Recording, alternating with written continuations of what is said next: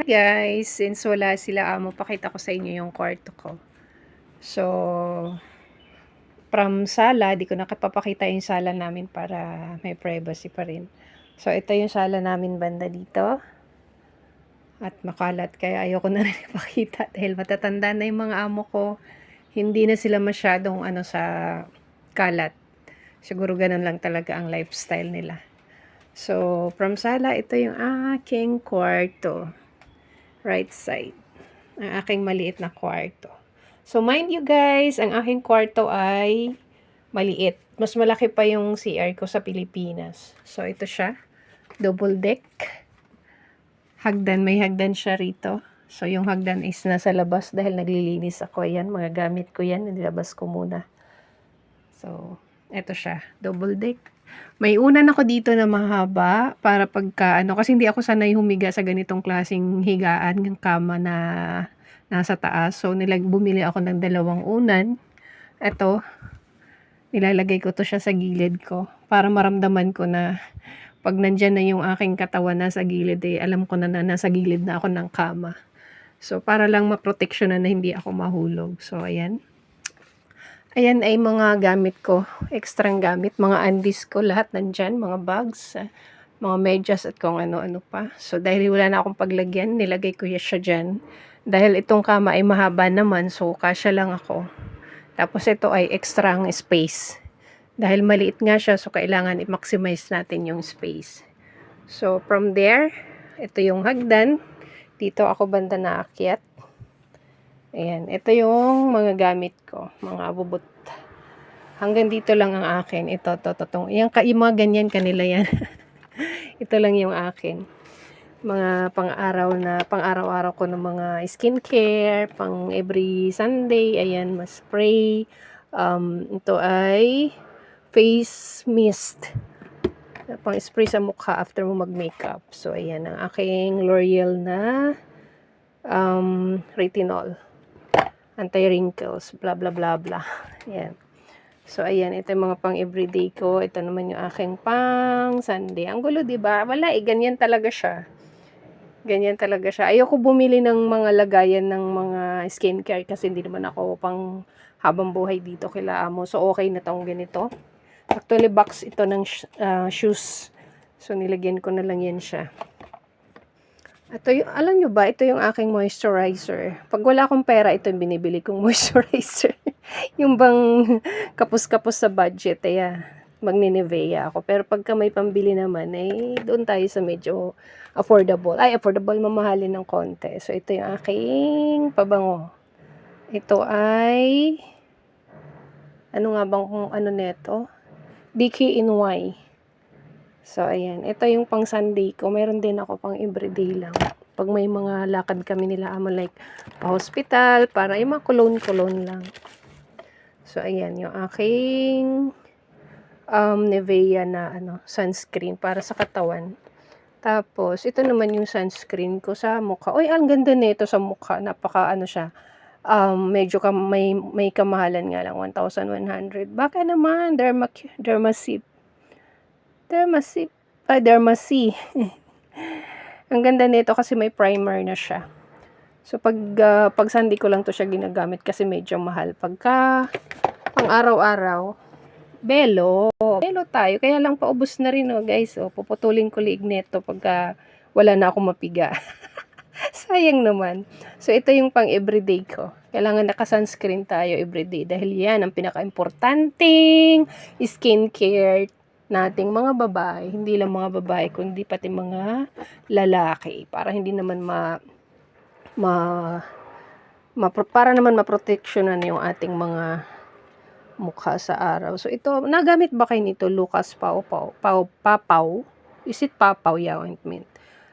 Tinan mo yung napaso ko nung wala na siya, 'di ba? Ito lang yung ginamit ko, tsaka yung betadine na cream para sa sunog na yung napaso, yung nabanlian ko ng tubig. Ito yun siya. Ito na lang yung wala nang bakas actually. Ayan na lang yan. Yan na lang yan. Pinaka Tapos ito yung napuruhan, pero halos wala na. Bumalik na sa dati yung balat ko sa kanila. Anyway, i-room tour ko kayo. So ito, Ito gamit nila amo, mga documents. Ewan ko kung ano yan. Ito gamit ko. Ito mga pang summer ko na andyan siya ngayon. Kasi ito yung aking lagayan ng damit. Ito lang yung binigay sa akin, naglagayan ng damit. Ayan, pang winter ko. So, hindi siya kasya. Yung iba nandun sa dalawang luggage ko nasa labas. Ito lang yung pinaglagyan ko ng pang summer. Hindi rin magkasya. Tapos ito yung mga, alam mo yung mga araw-araw mong ginagamit na hindi naman kailangan agad labhan kasi nga sayang at winter naman ngayon walang pawis. So, nandyan lang yan siya nakatupi. Tapos, lalo na pag napunta kami ng hospital araw-araw yan ang pinagsasalit-salitan ko lang. Wala siyang laba kasi wala nga siyang pawis. Kumbaga, gagamitin ko ngayon, kabukasan hindi, and then susunod lalabhan ko na. Ganon. Ganyan yung mga style nila dito. So, ito naman ay ang aking toothbrush. Dito ko siya nilalagay. Alam nyo ba kung ano to? Ito ay baking soda. Ginagawa kong toothpaste minsan pang sa ipin para daw pumuti. Nakaputi daw sa ipin to. So, baking soda yan. Minsan pinangkukuskus ko yan sa aking balat. Tapos, ayan, nilalagay ko yung aking toothbrush dito kasi ayaw kong ilagay doon sa kubeta dahil di ko naman sila kapamilya. So, parang medyo nadidiri ako doon sa part na iniisip ko na, alam mo yun, iba-iba kaming nagamit ng kubeta tapos yung toothbrush ko nasa banyo. Okay lang kung family ko, walang problema. Kasi katulad sa Pilipinas, yung toothbrush namin nasa banyo. Nakalagay sa, syempre, lagayan. So, nandyan siya. Ayaw kong ilagay doon sa banyo.